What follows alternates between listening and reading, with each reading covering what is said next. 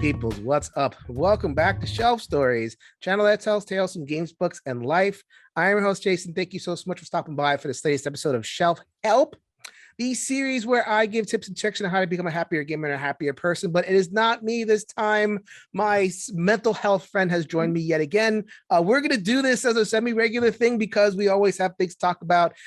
We look at the world and we see mental health. It's just the way it is.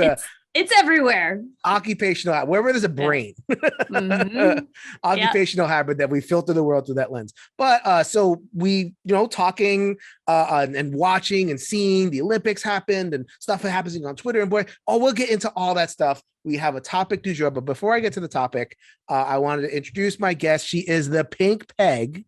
You've seen her before on my show. If you haven't seen her, this is what she looks like. There she is. It's Christina Rouse. Welcome to the show. Yeah, thanks, Jason. Thanks for having me back. I know you and I talk a lot off screen and on the side. And not enough. I know. Not enough. It's never not enough. We don't live close enough together. If we did, we'd be like it'd be over. people would be sick of us. Oh my God, they're in the corner talking about brains again. Yeah, no, I love our topic for today. I know we're gonna. You originally suggested it's that. I'll definitely give you the props on that one. Well, and I think, I originally suggested because I think I was feeling it. And then when you and I talked about it, you're like, oh my gosh, this is so relevant right now. And so I just love that we're going to be putting it out there because if we're feeling it, other people are feeling it too. Oh, yeah. The topic is burnout. Burnout. We should play the David Bowie Pressure song. Pressure. Yeah, I hope I don't get I usually get hit with like a copyright claim or something annoying like that. So burnout, and it's funny to talk about this in the sphere of a hobby. Yeah. Right. And that's kind of why we want to talk about it, because I think there's that shaming impulse to be like, oh, well, it's just a game. What are you taking it so serious for? You shouldn't be burning out at anything. And, all this other like claptrap either comes from the outside. Like, God forbid you post and then you get you'll get someone that says something, but we also do it to ourselves, right? I mean, well, I should go to big game night and I theoretically should be having fun. And so we just want to with a lot of our topics, you just want to bust take the lid off, and I think there's layers, right? We talked about the layers. I think there's definitely burnout that happens as a gamer, as a consumer of the hobby of gaming. And then there's burnout that happens at the levels of content creators and media. And so this isn't just directed at one type of person in the hobby. This is really relatable to everybody.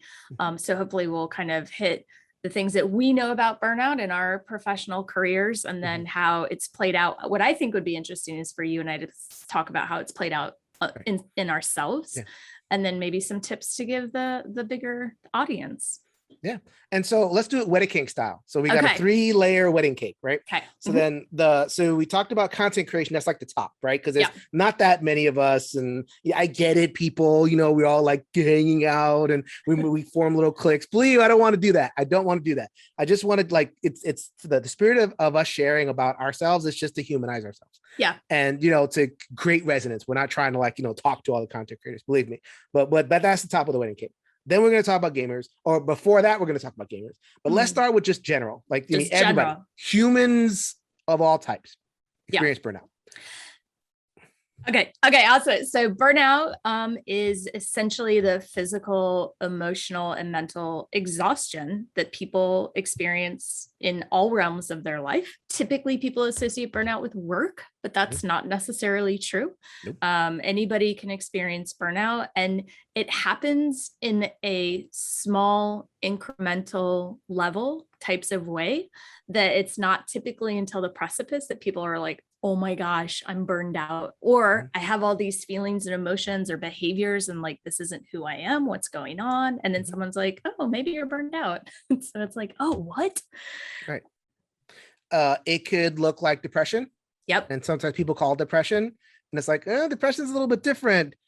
Burnout is it's a total response to the circumstances. Right, internal and external circumstances, but you can see lines where depression you can't always, right? Sometimes depression is biochemical, sometimes it's long-term trauma. Burnout is definitely a response to stress. Yeah, and I think too, and I think that's the point. Burnout is very different than just stress itself, right? Stress manifests itself in physical ways, where burnout really manifests itself in like the mental and emotional ways that comes out. And so this isn't, stress can be just every variable in your life coming at you that's stressful, especially the things that you don't have control over.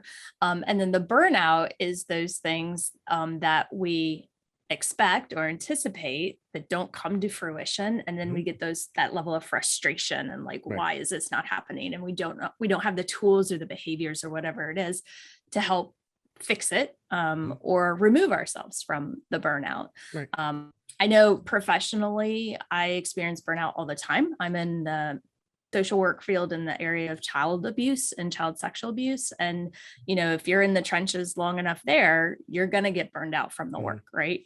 And so I recently stumbled across, and you might know about this book. It's called Burnout, and it's by the Nagoski sisters, Emily and Amelia. It's called Burnout, Burnout, Burnout, Completing the Stress Cycle. And it's fantastic. I think if you like to read and you nerd out on like literature and like science and research, it's a really great tool. If you have the feelings that you might think you're burnt out or you don't understand what burnout is. And it's a beautiful product of just explaining what it looks like and then explaining what it's not. Cause I think that's really important. Some people think they have burnout and it might just be stress and it's not burnout in the bigger picture. Right. I mean, burnout is definitely the end state of a lot of stress, right? It's I equate it to, there's a lot of power going in the house, but then your circuit breaker breaks, and it's like, I'm trying to turn on the washer and I'm trying to turn on the microwave and it's not going on. And the life experience would be, I'm trying to get to game night. And it's not happening. I'm trying to get excited for this thing. I'm trying to, get excited to log on to Discord and talk. It's not happening. It's just like, you turn the switch and it's just, there's no juice in there because, our brains are wired for it can only take so much. Right. And then we hit that point where it's just like, wham. And, how do we get there? Right. How do we get there? And, we say stress. What is stress? And the way I define it, like really simply, and I talked about this in the previous shelf help, is when you're living life, we're making choices, we're just kind of like trying to live. How much of your life is stuff you want to do, and how much of your life is stuff you feel like you have to do? And when you want to do it, it's great. What do they say about the best jobs? The best jobs don't even feel like jobs. Right. Because I don't want to do it because I want to, right? I want to do this. And I come in and I don't feel like I'm working. So then what feels like work is when you feel like you have to, because I need the money, because gotta pay my bills. Yeah. Or, I got this degree and I'm stuck in this path, or, there's a lot of other reasons why someone would be stuck in a job, right? Or stuck in a life path, or in a relationship. I'm with this person because I feel like I have to be. I am protecting them. I am afraid of them. I am afraid of life without them. Right. I have to be there for whatever reason. Stress, burnout. Yeah. And I think too, the thing with stress is we always come up with the reasons or the excuse for that behavior, right? We always find you rationalize it. You always find the reason why you're doing that. And that makes sense to you. But we're humans, we're messy human beings. We talked about being messy before, and like, you can only do that for so long. And I think everybody's seen that one meme with the dog at the table surrounded by fire and going like, this is fine. It's fine. That dog has burnout. Like, hello, you're burned out. And I think it's funny because if we think about it as literally what it's called, burnout, if any part of our body was literally on fire, what would we do? We would put it out as fast as possible, right? But because we can't see it and it's happening internally, we just let it go sometimes. And then when you don't address it, it becomes really problematic. One of the things that, because we actually came with this concept, full disclosure, we recorded this episode already, and my computer betrayed me. It was awful. I may have done a couple things that didn't exactly work out with the computer, but whatever. But since then, there've been a couple things that have happened that it's like, oh, we got to talk about this. We got to talk about this. One of which is the Olympics. And, talking about, and I really wish we had been able to get together while it was happening because it was part of the zeitgeist, but we're going to get it in anyway. Put it in there. Just put it in there because, we just to continue the conversation because it doesn't go away just because we aren't talking about it anymore. Right. Simone Biles, my lady, the queen, the queen. I love Simone Biles, everything she's done. All the medals that she's won, all the happiness that she's brought. If you don't know, probably the most physically evolved gymnast you'll ever see in your life. She's already the best. She's only 23, right? Or whatever, however old she is, and she couldn't compete at the Olympics because she got what gymnasts call the twisties, which is this kind of disconnection between body and mind. Your body doesn't respond to what your mind wants it to do. So like your mind says do 3 flips, your body says I only got 2 in me. Right. And there's no connection between the two. So it became very dangerous for her to perform. And, she didn't perform. And that happens. Like, that's not particular her. Like I remember there's a couple of famous cases in baseball, which I know a little bit better, of pitchers who just lose the strike zone, just gone. Yeah. And it's like for whatever reasons, and we'll go into that in a second, like Rick Ankiel was an example. It's called Steve Blast disease, like back in the 70s. And like, he just goes on the mound and just like the balls are going to the backstop. And they're being thrown in the ground, and just it's like, what happened? Yeah, my body's not listening to my brain. And so you can imagine, like, burnout plays a role there because what severed the link?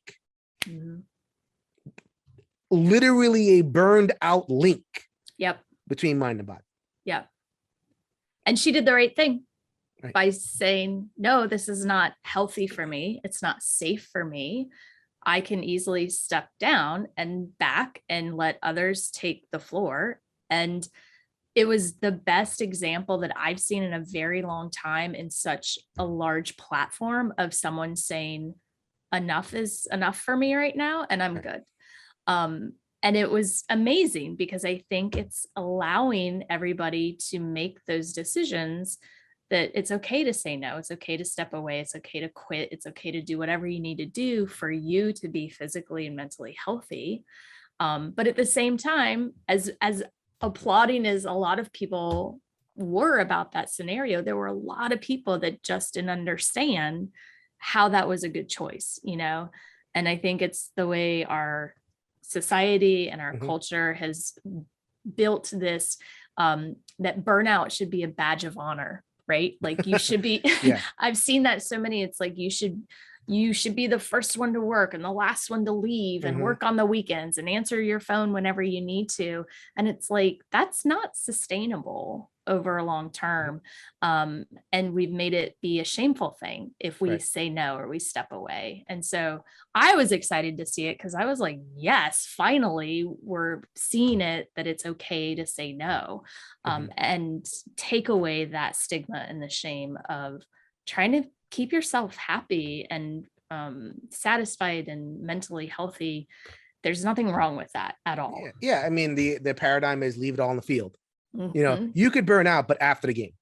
Right. You could, or after the performance or after the show or whatever it is. Like, that's the movie paradigm of like, I run, I got about the last bit of juice in me and I fall over on the finish line and I just fall over and now I can relax. And sometimes the burnout phase happens before then because, you mentioned before there were a lot of people who had a problem, which, I have a big opinion.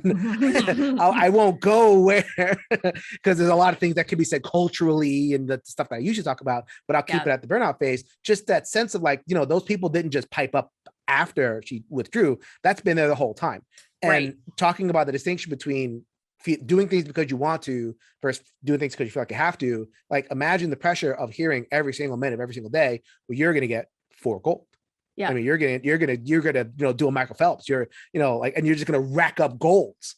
Or we need you to win as a group or as a team. Like, you have to hold us together. That's it. That's your job. And like, the pressure of that, like, and we're not just talking about a year of training for the Olympics. That's a lifetime of behavior and messaging sent to athletes, particularly, that like, you have to be the best 100% of the time or you're not good enough.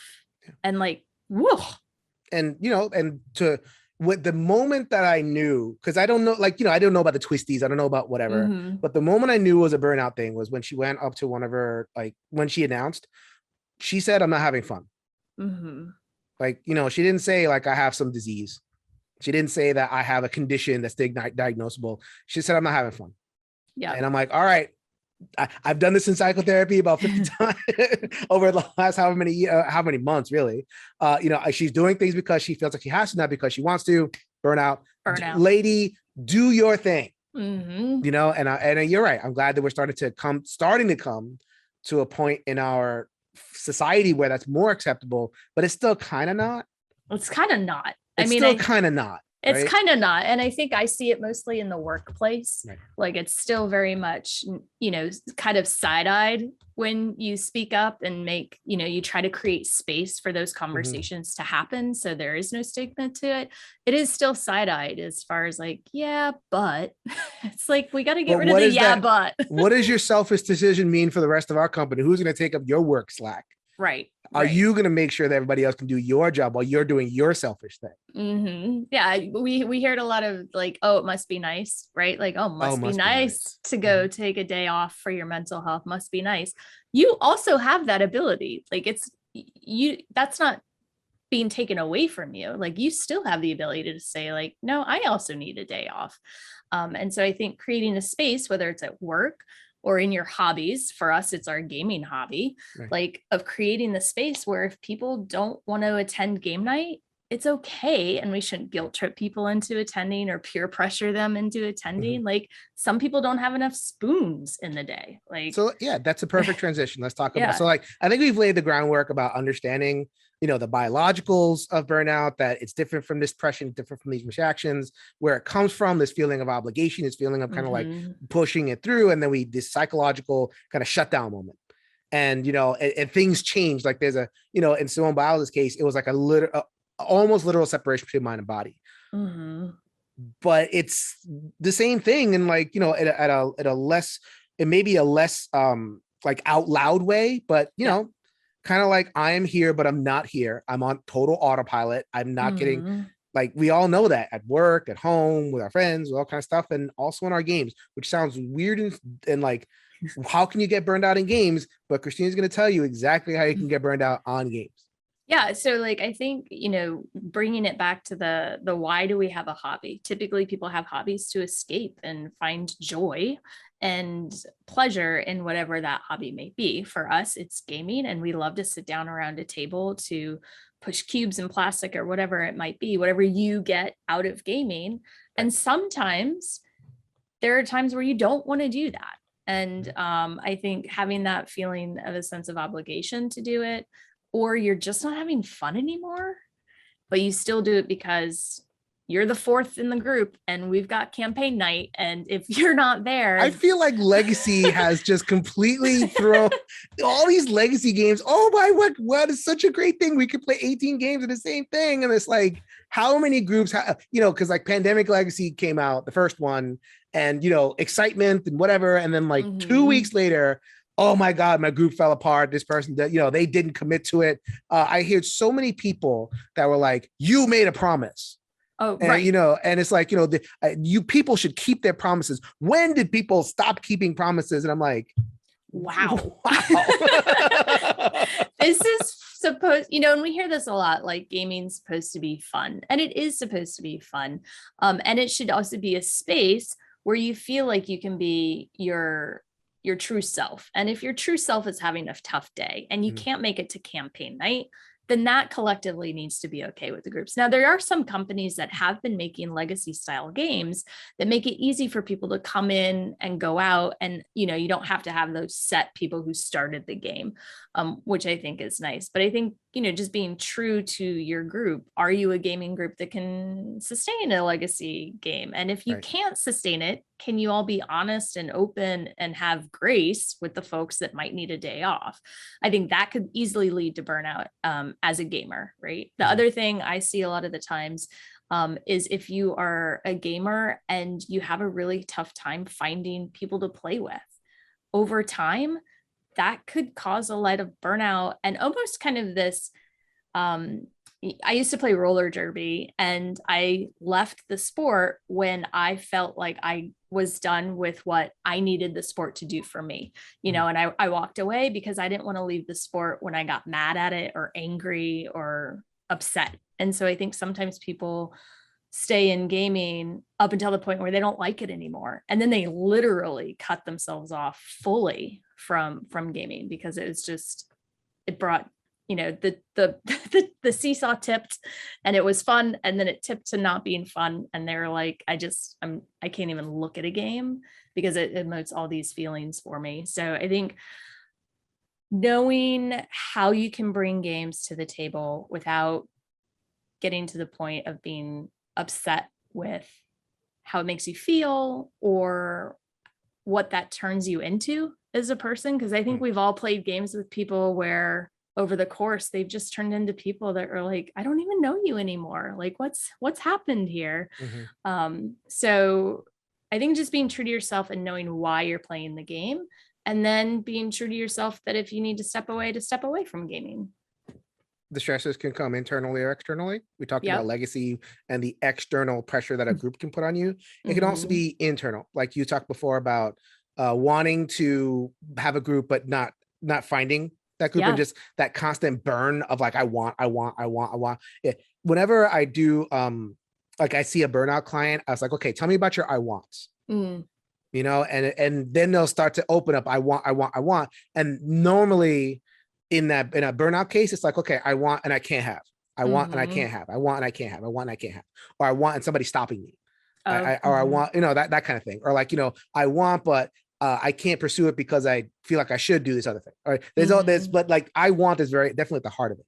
So like, you know, that could be internal. It's like, I want to enjoy this Kickstarter that I backed a year ago. Right. The Kickstarter is finally here and I want to enjoy it, but I'm in a different mental space and I'm in a different gamer space than the thing that came in a year ago. Or like, you know, I have a shelf of shame. Ooh.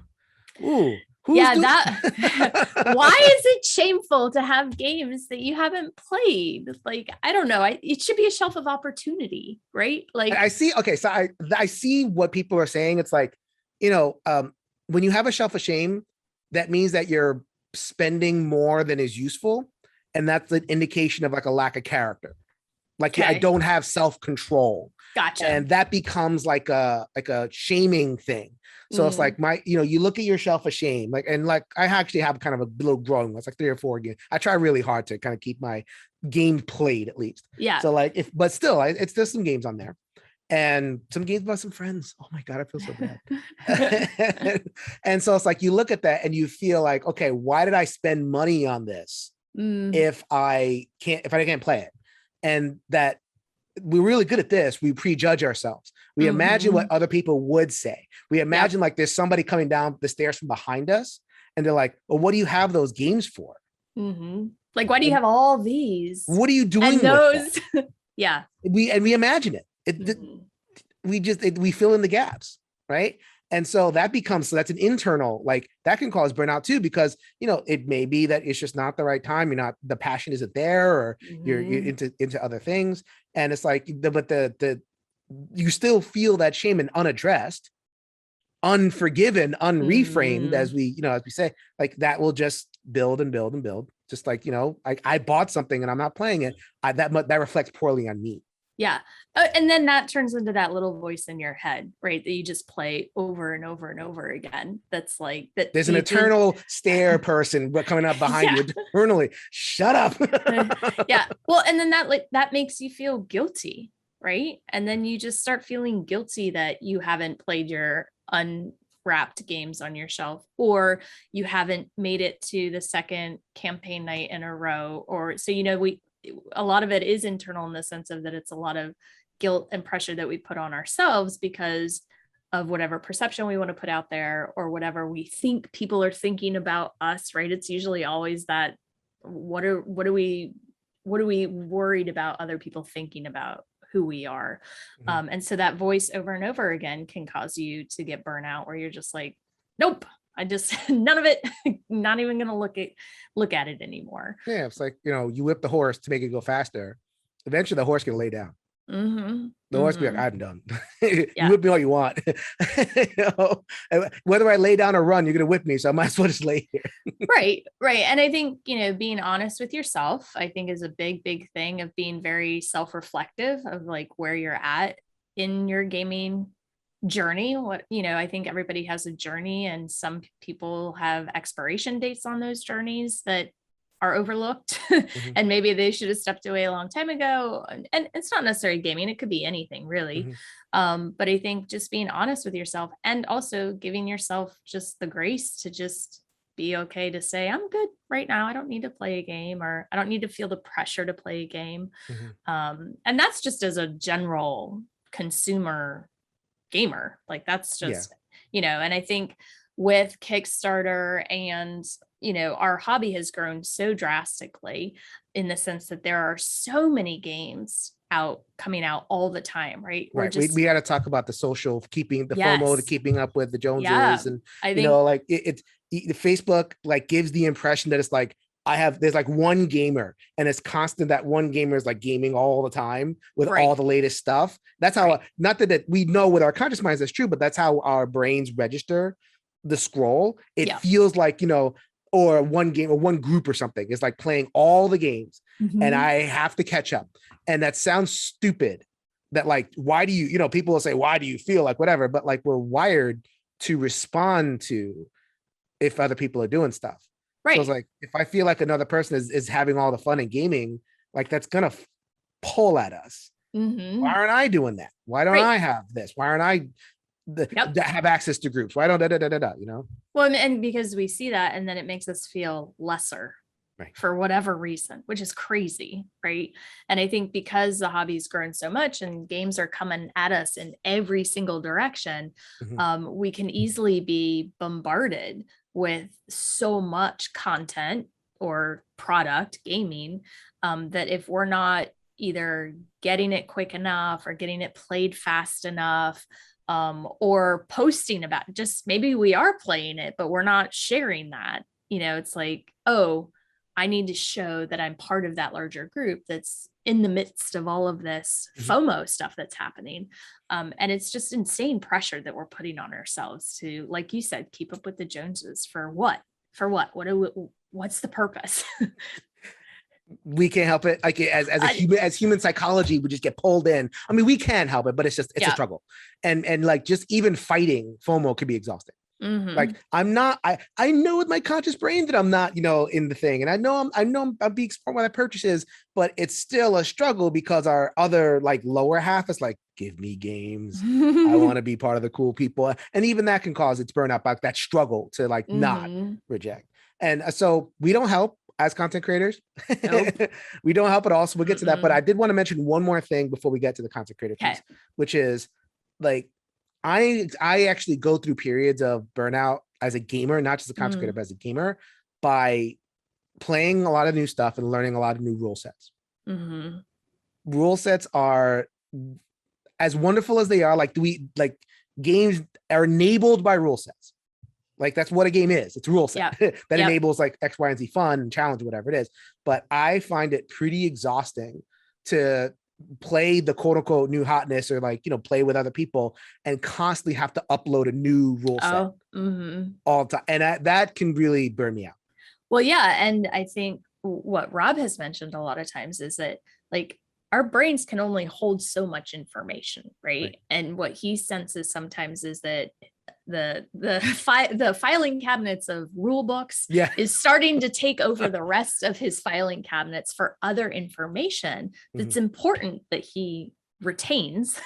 And so like, as we're constantly downloading and then having to process all of that and then spit it back out so other people understand it, the rules, that's exhausting over time, right? And I think that's a big piece of it, is it like just the actual actions of playing the game over and over and over again without a break can be exhausting. And you'll have, again, I have like the Reddit troll or like the Facebook post in the back of my mind going, oh, I'll just play the same thing over and over again. Sometimes that's not the dynamic of the group. Right. Sometimes you have annoying people like Jason who has review copies and we have to get the review copy played. And it's like, okay, well, we guess we're playing this new thing today. Or sometimes, other people, because they're buying games and they're backing games and then things are coming in. So it's like you're running into like multiple things at once. So it's like, okay, people are clearing out their shelves of shame, trying to, and you can say, well, just play the same thing and you won't have to upload the rule. But then other people upset. It's like, oh, I got this game and I brought it and I want to share it. Because I have the guilt if I don't, it'll end up on my shelf of shame, or or give me a good thing like, oh, I just got this. Let's play this. I don't want. Okay, fine. I'm learning a new game today. So and so there's so many group dynamics that just take the easy advice and just dump all over it. Well, and I think too, there's a very much larger conversation, I think, when it comes to just gaming and the space that you game in. And Jason, you talk a lot about this on Shelf Stories, is like, you might not have the luxury and the privilege of having a safe gaming environment. That's stressful, and that can cause people to not want to be in the hobby and to get burned out very quickly. So I think, it's not maybe necessarily about the actual game playing, but there's also that huge macro level that we have to consider, that it is more difficult for some people to just play games, right? And that can be exhausting. Right. Sure, I'll go there. It is exhausting sometimes to be a POC amongst a bunch of white males and play a game that is tickling that back of my brain of like, this isn't right. And either I say something and it's like, why are you saying something? Or I don't say something and I sit with whatever crap I'm watching on the board.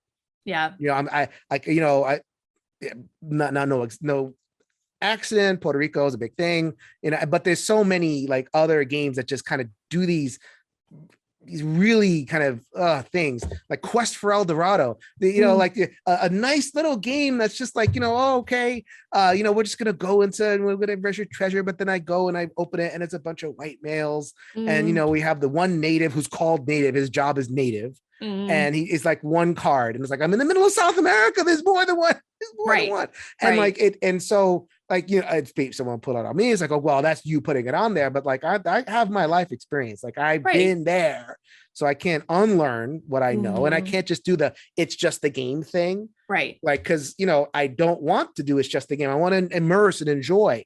And I can't just shut that off.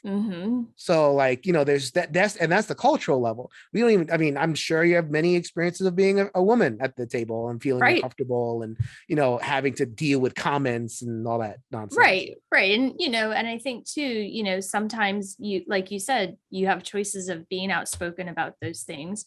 And then sometimes you don't, and then you sit there and, it still sticks. Like, I think whatever the stress is that you're experiencing when you game, we put it somewhere in our body, right? It's not, I think a lot of times people think, well, I'll just let it roll off my back, right? And I'll just let it go. It still sticks somewhere. Yeah, roll off your back into your like shoulder blades.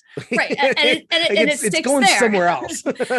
And I think, compounded time after time after time, like that leads to burnout, if not having an escape for it or a release for it or to process that. And so I think we're getting better, I would like to feel, as a hobby, of being able to talk about things that are not right and okay, to create safe places for people. But I think the reality too is that it's still not as safe as it can be for a lot of people. Do enjoy it 100% of the time, or as much fully as everybody thinks, and this is probably a whole, but like, it's not always rainbows and puppy dogs. No, yeah. And we can't just get there by saying make it rainbows and puppy dogs, aka it's just a game. Like, we have to actually make it happen. Right. So that many episodes in Shelf Stories to talk all about this stuff. We're gonna definitely. I thank you very much, Christina, for giving me a little bit of advertising space for my Good Trouble series and everything. I appreciate that. So let's get back to content creation, because I think that there is. Again, this is not in the spirit of like, okay, now we're going to navel gaze. Like I think both Christina and I agree. Like, we want to be transparent. It's, we want to give the audience that listens to us, and like that's what Blue Bag Pink Bag is all about. Like, you guys are as transparent as anything. Like, you guys talking about, what are you talking about? Yeah. With your marriage and everything, and like things that just happen in your family and your kids, and yeah.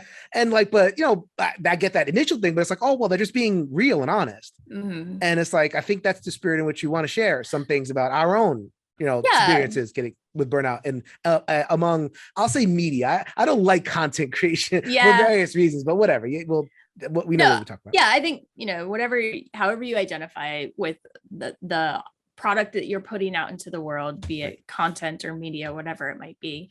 I think over time we definitely get into these phases, and I've been there multiple times of being just burned out with putting out content, and our content is in the form of a podcast, and it's a little different because it's audio.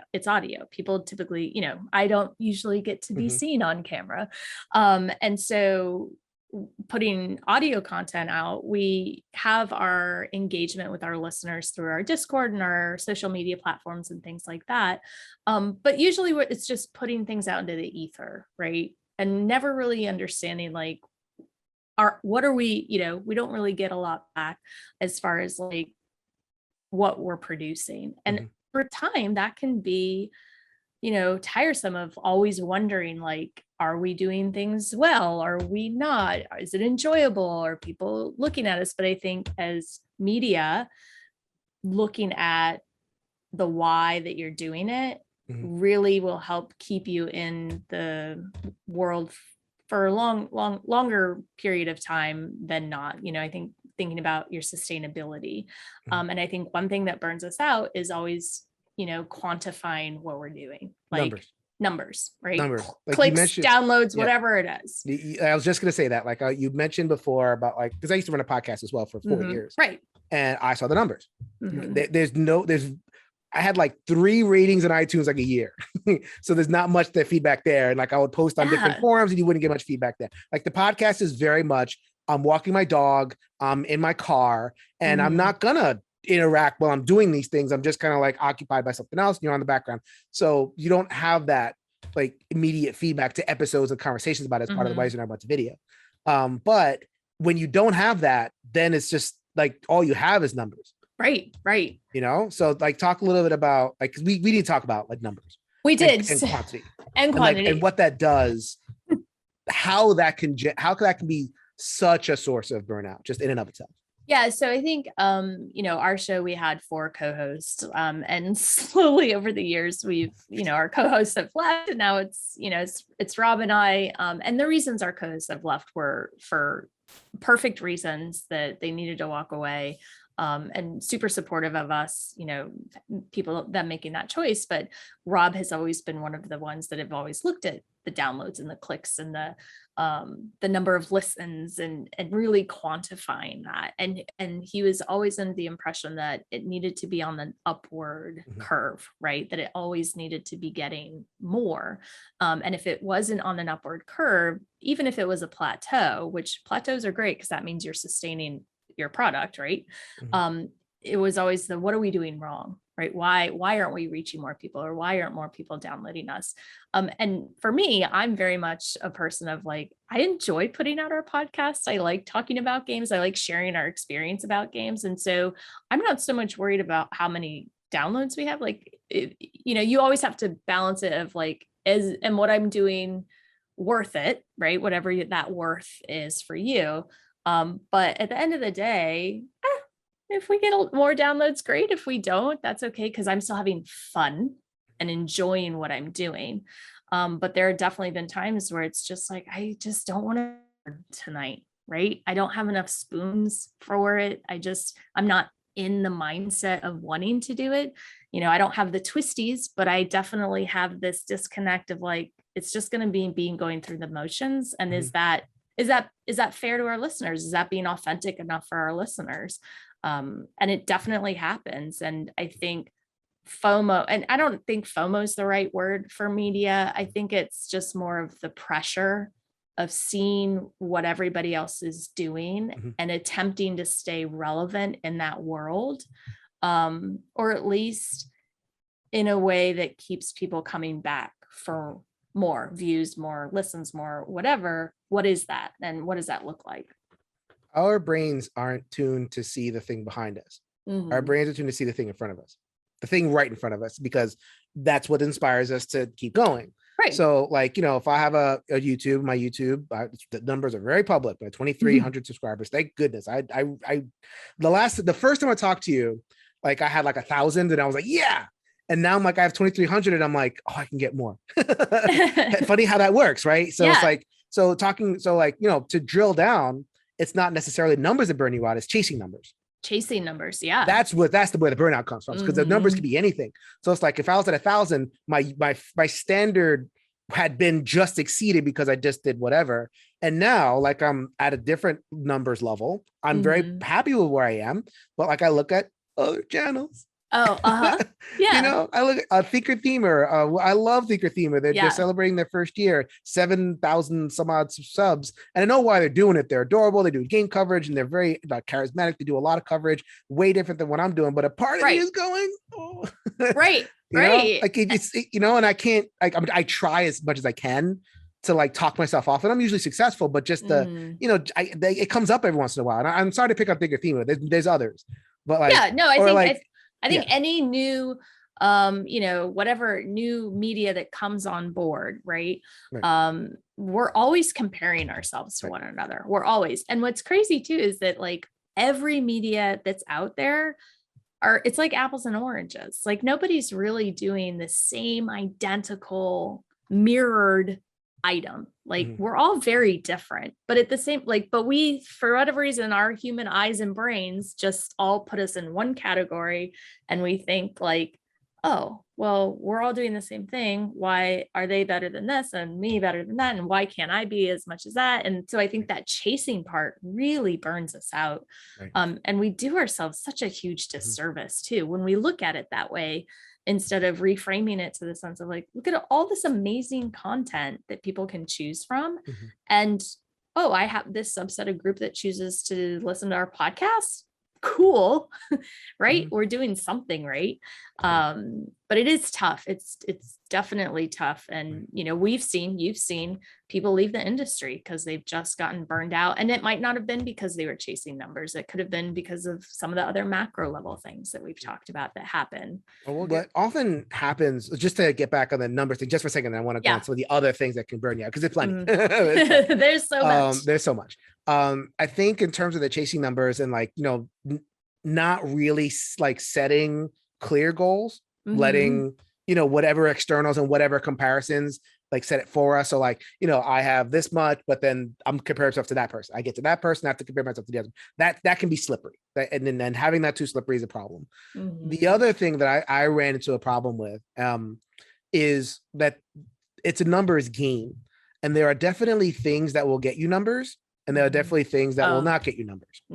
Right. So very often the things that will get you numbers will be anti whatever mission you are. Right. Because the things that get you numbers are quite boring and quite like steady. So like hotness coverage, top lists of any reason, and like controversy. Yeah. I'm calling somebody out. I learned that one the hard way, like calling people out. Not even mean to do it. It's just like, I just want to respond. That is all of a sudden, oh my God, he's going to, or whatever. Yeah. But like, so things that, maybe you didn't find your channel to do, you didn't find your channel necessarily to play during hot list. You found that it's to cover games, but you noticed, hey, this video got 6K where my previous video got 500. That's cool. Let me try to cover the 6K, the Kickstarter or the big minis game or the big latest strategy game or whatever it is. Or let me, I'm burned out for a thing. Let me just fart out a top 10 list. And I've happened to think top 10 lists are, this is a little bit of maybe a controversial statement, but like top 10 lists are like the cud of content. Like they're just like recycled, rechewed, like it's warmed over. And it's like, it's almost like, fast food. Here, I will have done the processing and thinking for you. Right. Don't bother sampling deck builders on your own. Listen to my top 10 deck builders, and now again, to go back into the quantity of games we have, how can it be whittled down to just 10? Like, I don't understand. Have they played every single deck builder ever in the world? Probably not. You know, it's the 10 that are either accessible to them or whatever it might be. So I think it is, but again, people love it. You know, they like the numbers don't lie. Like numbers don't lie. We like, you know, on the One Stop College app, we have 200 and some odd episodes, 240, and maybe 12 of our top 20 are top lists. Just, you know, year-end list and whatever we feel like, just, you know, just like, okay, we just, you know, we're hitting episode 100. Let's do a list. That's like a way to do like to mark an episode. Yeah. And that can be cool. Like I don't want to dump all on top list, but I feel like, you know, that can be a numbers trap. Yeah. Well, and I think too, it feeds into us as a society of always like, we need the information now and fast, and I need it to be given to me rather than me doing the work. And so that's why I feel a lot of those are really popular, is it's like that immediate fulfillment of like, I have the information now because it's nice and packaged up in this little top 10 list. And it takes you, like, doing stuff like that can take you away from your mission. Yeah. Now you're going in away from I'm doing what I want to, and now I'm into I'm doing what I think I have to. Right. Yeah. I'll give a perfect example, Jason. Like, so our podcast, I mean, we're going on 6 years now. And so we were fairly early, not as early as some of the traditional original podcasts that were out there, but we were kind of on the scene pretty quickly. You're in the second wave. Like you guys were definitely like, you know, because a lot of people came in the hobby 14, 15, 16, and they went on the Dice Tower and they looked at that list, and there you were. Like you were among the few that were at the time. So we were in there pretty early. And then what we started to see as a industry is a shift from just away from just podcasts and more into video. Right. And I think that third wave was that shift into more of the video stuff. And we, when that happened, when we saw that happening with media, we had a lot of conversations as a show of like, do we also need to be jumping into video? Like, if that's the way, if that's where the industry is going, if that's where the clicks are going and the quantity and the numbers are going, should we also jump into that bandwagon? And I was very much like, but that's just not who we are, right? That's not what we set out to do. That's not what we do. That's not our product. And so I was very happy that we collectively decided not to do video, because that's not what we were about. You know, we were about people sitting down and talking about our gaming experiences. And yeah, we could have done that on video, but this just wasn't us. And so I was happy that we didn't fall into that trap. And it's not a trap, but just that wasn't who we were. It's a trap, like, because it's more numbers. Like the more numbers is always like the chasing number thing is always going to be a thing. Because there's that dopamine rush of like, I hit 10,000, I hit this, that, third thing. And, you know, just if it's sometimes some traps are easy to avoid, you know, for others, for some people, they fall right into it. And other people's like, oh, I'm not going to fall into that. So, I mean, it absolutely is. Like, anytime you get into do X to increase numbers. Anytime that could be so this is like a message to content creators. Like, you know, if you find that like you are like get that tickle for like, oh, I can get those numbers up a little bit. Yeah. That's all honey traps. Yeah. And so I think just reassessing what your product is and why you're doing it. Like, what's your mission? What's your why behind what you're doing it? I think that'll help keep you, keep your compass in line of staying on track, and then being able to keep that for a sustainable period of time where you don't get burned out. So what are some of those other things that you were before I cut you off? I sincerely apologize. We'll get back. No, but like there's other stuff that can burn you out as a content creator. Yeah, I think the world of social media, and just you put a product out into the world, you're going to get feedback on it, right? Good, bad, ugly, in between, sideways, whatever it might be. Over time, that can be tiresome, especially if it's hateful, right? I think we're seeing still that there are a lot of ugly people in the world saying ugly things about product that people are putting out, and for good quality product things that people are just getting blasted for, some rightfully so, right? Some people are putting things out that should be rightfully blasted, and then some people are just trying to make the hobby a better place and are still getting blasted. And over time that will burn you out, because it's just constant. It's that constant thing in your face. And so I think there's that element that happens. I think I think bullying happens a lot in our industry, in regards to media, that can burn people out. And we've seen it happen. People have left because of those things. So there are just like all these, and this isn't special to gaming hobby. Like, this is real stuff that happens in a lot of industries, that we see play out, that can cause you to get burned out over time. If you don't know how to recognize it, and then you don't know how to address it when it happens to you, or to do things like setting up healthy boundaries and to keep yourself safe. Like, I think there's a lot of things that go into it. So those are the big macro things I've seen. I know you've got some too that are very well. I definitely it definitely goes along with what you're talking about feedback. And we've gotten into this mode, and I'm going to make a video too about this, of when you're too happy, you're going to get stuff. Like, you put out happy videos, you put out, I like this game and this game is great and everything. And there's this cynicism that you run into where it's like, why are they always happy? I can't trust them. The only review I trust is a bad one. Because then I know that they're not in the pockets of this person, and I know that, right, or whatever. Like, I mean, the way one commenter put it was like, you're on, you're happy in front of the camera, and then when the camera turns off, you're looking at whatever you featured, and you go, "What a piece of crap! I can't believe I had to spend 15 minutes talking about this piece of crap." Like, and I heard, like, I read a comment that's like, "That's what I'm afraid of." And I'm like, why are you afraid of that? Like, what are we getting out of it? Like, we're not getting rich. Like, we're not, okay, I get some free games, but you realize the cure for free games is more free games, especially the ones you have to cover, because it's like eventually it's like, you get burned out on the influx. And it's like, it is not a draw anymore, people. It really isn't. And yes, I get it. Like, you'd rather get than not get. I'm not saying that that's a terrible thing, but that obligation from the publisher end of like, I got to cover this. And I call it the swing in the sea of sevens. Like, I play a lot of games that are 7 out of 10, and when I play a game that's 7 out of 10, I will put my face forward. That's a seal of approval on the dice tower. That's like a game that will make people happy.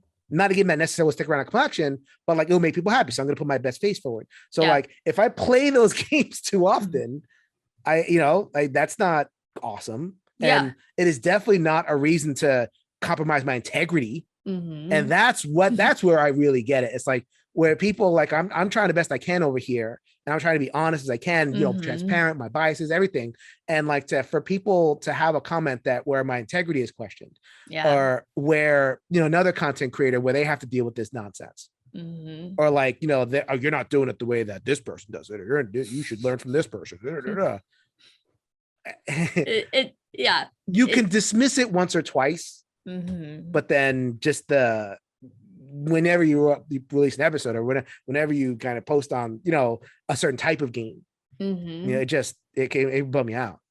Yeah, I think that's really fair to talk about. Just like, I think just like you said, I think, thinking of that expectation and it not being met, and then saying like, well, there's something must be wrong then. Like, so if you are looking for us to be honest, and our honest opinion is that we like this game, and you see that maybe that's clouded in like misalignment, that's not on me. That's your reflection of like whatever you feel. Like, I'm telling you how I feel about a game, and we rate games from 0 to 6 pegs, and there have been some games that we've rated 0s and 1s, and we are very clear about why we rate games like that. And it's not because we just want to trash on a game. Like, that's not the purpose. That's not beneficial for the publishers. It's not beneficial for the designer of the game. Like, if we explain why, for me as an individual,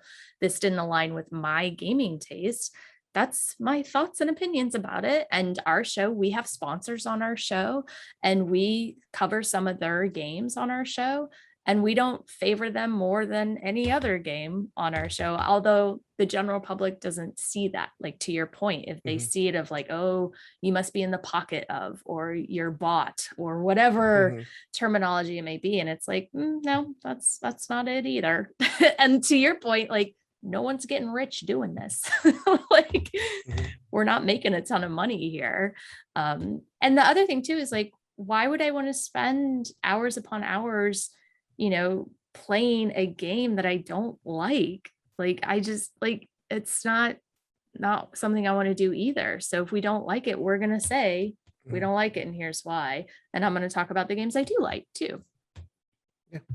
So anything else in terms of like that can burn out content creators? I'm sure, I feel like there's other stuff, aspects to it that we missed and everything. Yeah, I think there's other things. I think, there are things that happen where, we just need to take a break. And I think the biggest thing with burnout, the most important thing with burnout, is that it's okay to take a break. And we've seen a lot of people say, hey, I'm taking a social media break, or I'm taking a Twitter break, or I'm going to be offline for 2 months, or whatever it may be.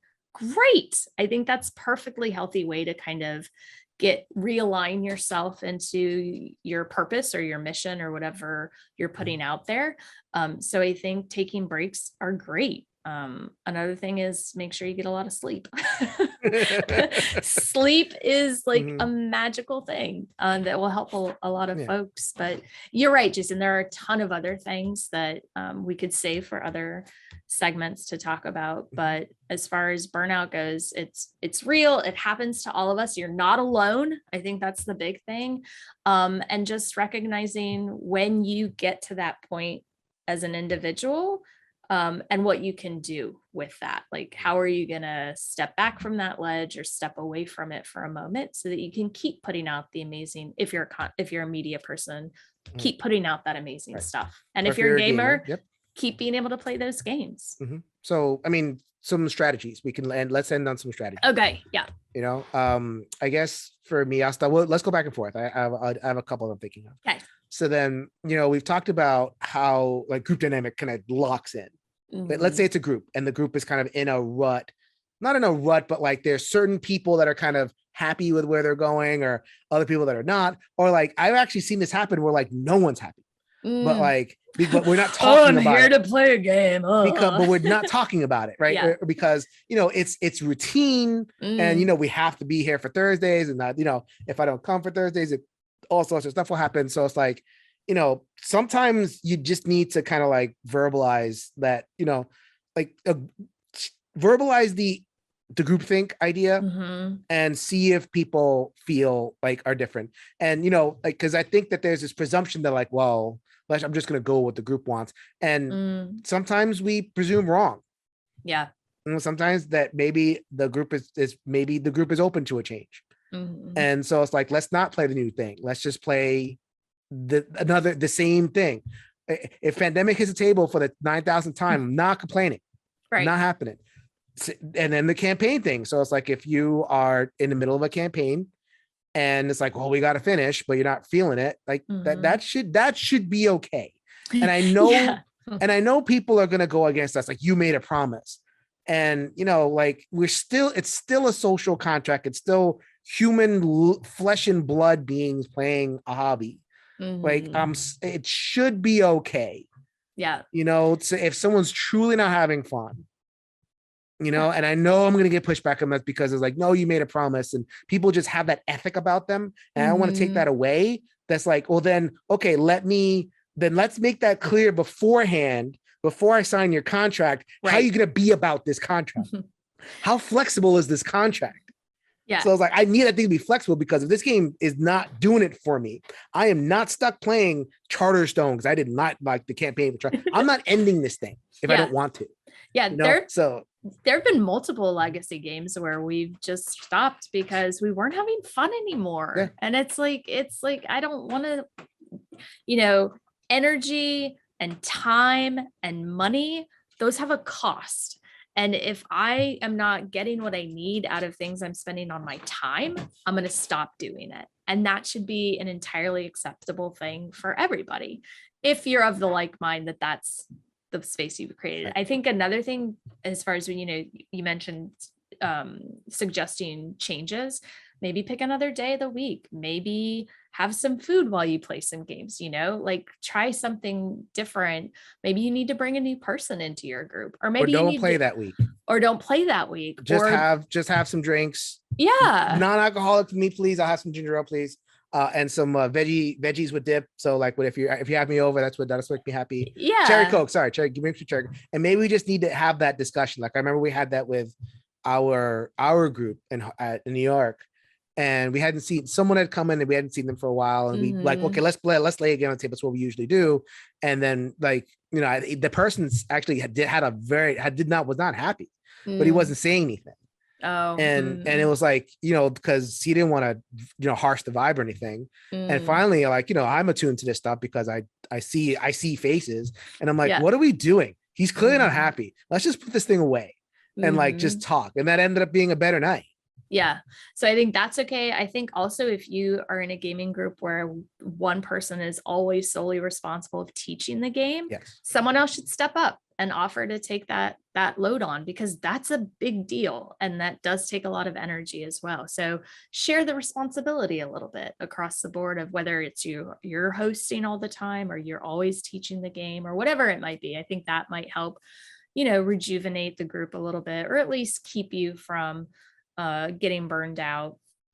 I think as individuals, I mentioned sleep before, but like sleep is key in our workplace. When, typically some people be like, oh, are you hangry? Like, have you eaten? A lot of people say like, have you eaten? And that kind of feeds into our mental health as well. But really sleep is more important than that. And so a lot of times when I see a lot of my coworkers getting stressed out and burned out, I'm like, how are you sleeping lately? And really asking about, and I'm not talking about quantity of sleep, like how much sleep, is just the quality of your sleep. Like, how are you sleeping? And so maybe you need a nap. I don't know. Maybe you need a nap or sleep better at night. I think that'll help too. Mm-hmm.